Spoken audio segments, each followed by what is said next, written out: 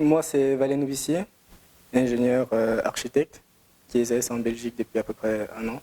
On va pouvoir discuter de mon expérience, de mon parcours, au travers des questions que tu aurais à préparer.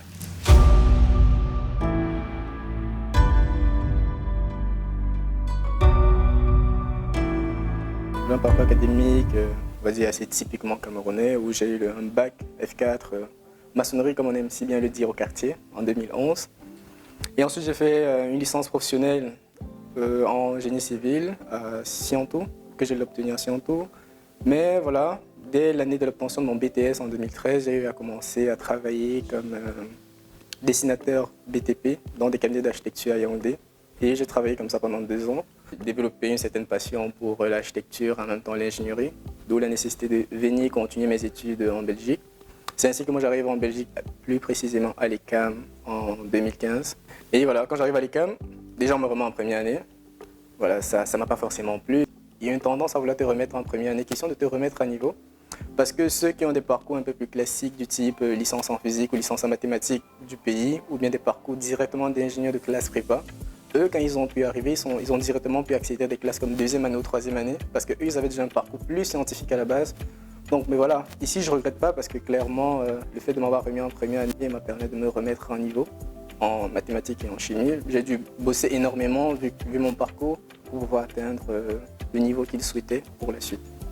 J'ai des amis qui ont fait prépa, VOC et tout, directement troisième année. C'est notre diplôme là qui dérange, en fait. Tout le centre professionnel là, c'est ça qui nous met. Et c'est où je me dirige vers la faculté polytechnique de Mons, où là, avec une passerelle et les 2 dernières années de master, je suis diplômé en juin 2021. Et ici, vous pouvez bien remarquer qu'entre le moment où j'ai eu mon bac et le moment où j'ai eu le diplôme final, voilà, il s'est écoulé 10 années. Donc voilà, on va dire que c'était un parcours assez long. Voilà. Mon bac est vieux, incroyable. Hein. Clairement, c'est les jobs étudiants qui m'ont permis de gérer l'ensemble de mon cursus jusqu'à la fin. Mais c'est la question de se développer un peu comment j'ai pu m'en sortir entre les jobs étudiants et mes études qui demandaient beaucoup de temps et beaucoup d'énergie. On va dire, moi j'arrive d'abord en Belgique. Moi, clairement, j'ai la chance d'avoir ma grande sœur qui vit en Belgique, ce qui fait que, on va dire quasiment les 6 premiers mois que je suis arrivé en Belgique, j'ai moins de pression et voilà, je ne paye pas de loyer. Mais après, j'ai dû déménager, j'ai vécu en colocation avec des amis. Et à ce moment-là, il a fallu commencer à payer un loyer, vivre à sa propre charge parce que ma grande sœur ne pouvait pas s'occuper de tout. Donc à partir de là, j'ai commencé à jobber. Mais vraiment, je jobbais toujours dans l'optique de consacrer le maximum de temps à mes études. C'est-à-dire que je jobbais le minimum qui me permettait de payer mon loyer, c'est-à-dire notamment une fois par semaine. À la limite, quand je réussissais à avoir 400 € par mois, pour moi c'était suffisant, parce que ça me permettait de gérer mon loyer et ensuite de me nourrir, de chipoter pour me nourrir. Et je me concentrais tellement pendant l'année dans mes études que en fin d'année, je travaillais toujours mon été, tout mon été. Ce qui me permettait d'avoir une réserve financière suffisante pour pouvoir me gérer au cours de l'année en rationnant naturellement l'argent gagné en été sur l'ensemble des mois à venir. Et je jobbais encore pendant la Toussaint, Pâques et tout. Tout ce que moi je peux donner comme conseil ici, c'est de se dire la fréquence avec laquelle un étudiant doit effectuer un job étudiant, ça dépend clairement de ses objectifs et des études dans lesquelles il est. C'est-à-dire, si les études dans lesquelles tu es te permettent de jobber 5 fois par semaine, fais-le. Si ça te permet naturellement de gérer tes études en même temps. Mais si les études dans lesquelles tu es, comme les miens, où avec mes camarades, on voyait que ce n'était pas possible, sinon délaisser les études, là on faisait le minimum syndical, c'est-à-dire une fois par semaine, généralement c'était le week-end, juste pour nous permettre d'avoir de quoi payer notre loyer et payer à manger sans extra, pas pour acheter des gros téléphones, des voitures et tout. C'était vraiment le minimum syndical. Et après, on se concentrait sur nos études, ce qui nous permettait généralement de réussir tous nos examens en juin et pendant l'été d'avoir tout le temps possible pour chercher vraiment l'argent avec toute l'ardeur possible parce que du coup, on n'avait pas de rattrapage. Du coup, on avait tout le temps pour chercher de l'argent et ainsi avoir un bon paquet pour nous permettre de tenir au cours de l'année. Et c'est ainsi que j'ai pu gérer pendant toutes les années à venir.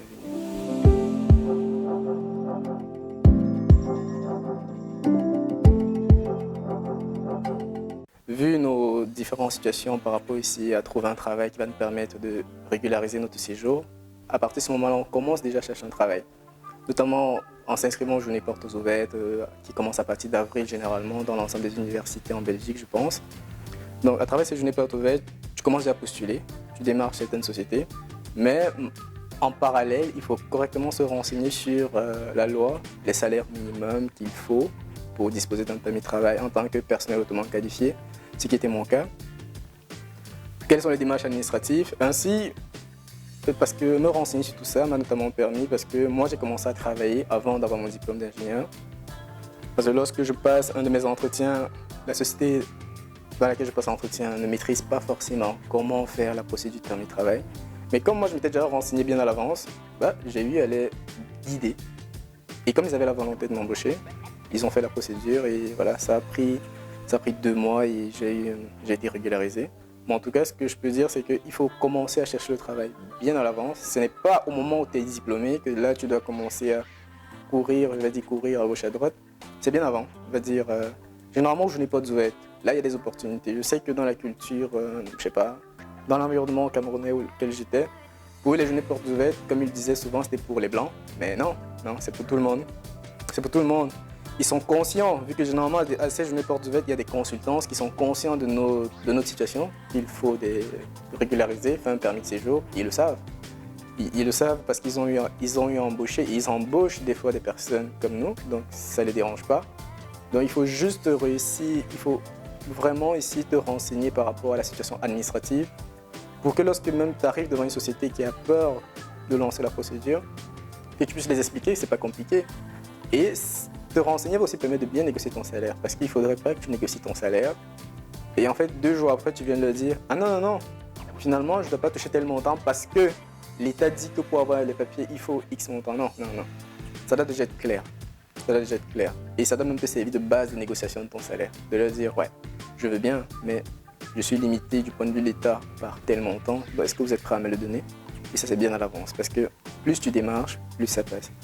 Et aussi ici, il ne faut pas avoir peur pour les sociétés qui ne savent pas, de leur proposer notamment de commencer à travailler comme étudiant, parce que tu sais le faire, pendant qu'ils sont en train de faire ta procédure. Parce que des fois, les sociétés veulent bien t'embaucher, mais comme ils ont besoin de quelqu'un d'urgence, ils se disent, le temps que ta carte sorte, tu ne travailles pas. Ils ont besoin, mais il ne faut pas avoir peur de leur dire, mais non, je peux travailler. Mais peut-être pendant la période scolaire, c'est 20 heures semaine, mais tu te proposes au moins. Il ne faut pas avoir peur de leur proposer des solutions. Et si, quand tu proposes ces solutions-là, généralement, si la société est vraiment motivée à t'avoir dans son équipe, elle fera le nécessaire administrativement parce que ce ne sont que des démarches administratives qui se gèrent assez facilement au final par la société. Et si elles veulent te prendre, elles le feront. Moi, actuellement, j'exerce principalement comme ingénieur stabilité au sein du bureau d'études internes de la société Sodraep, qui recherche d'ailleurs des aides-conducteurs de travaux, des conducteurs de travaux. Donc, si vous avez un bachelier en construction, en électromécanique, n'hésitez pas à les regarder sur le site, ils en recherchent. Mais ici, la société est spécialisée dans la construction des ouvrages d'art, de génie civil, on va dire les ponts, les stations de pompage, les stations d'orage, les chambres de visite. On travaille principalement pour Infrabel, Vivaqua ou l'AIDE et la SWDE. Ouais. Et moi, mon travail, c'est principalement de calculer tous ces ouvrages-là. Je ne sais pas s'il y en a certains qui vivent à Uccle. Il y a un pont à Uccle actuellement qui est en construction. Voilà, ça, c'est moi qui l'ai calculé. Donc, quand tu es dans un bureau d'études interne, tu ne peux pas dire toi. C'est mon équipe, parce que généralement, tu es dans une équipe. Mais vu que là, c'est moi vraiment qui donc c'est ma signature seule qui est sur le papier là. Tu veux qu'ils disent que les gens. Le travail, c'est vraiment un travail plus de bureau, pas de chantier, très peu. On va dire 70% le bureau, 30% le chantier, pour voir vraiment si ce qui a été calculé par moi est vraiment réalisé comme ça à quoi je m'attendais. Donc voilà, donc mes journées, on va dire, je me lève, je vais au bureau. Et quand j'arrive au bureau, je fais l'état sur les différents dossiers, les nouveaux projets qui sont rentrés. Et je me mets directement au travail, soit en réalisant des études de faisabilité pour savoir si c'est possible de réaliser le projet comme l'entrepreneur a envie de le faire. Si ce n'est pas le cas, je lui propose une autre solution. Et de faire quelques visites de chantier de temps en temps pour voir si, exactement comme je disais tantôt, les choses sont réalisées comme je le voulais. Donc, je peux dire ici là que vraiment, c'est le prolongement de mes études, quoi. C'est-à-dire, ce que tu as appris à l'école, c'est ce que je mets en pratique tous les jours sur le terrain. Naturellement, il y a des choses que j'apprends tous les jours. Voilà, comme on ne dit pas tout à l'école, il y a des petits détails de l'expérience que je gagne. En tout cas, pour le cœur de mon métier, ce sont mes études qui me permettent de le réaliser.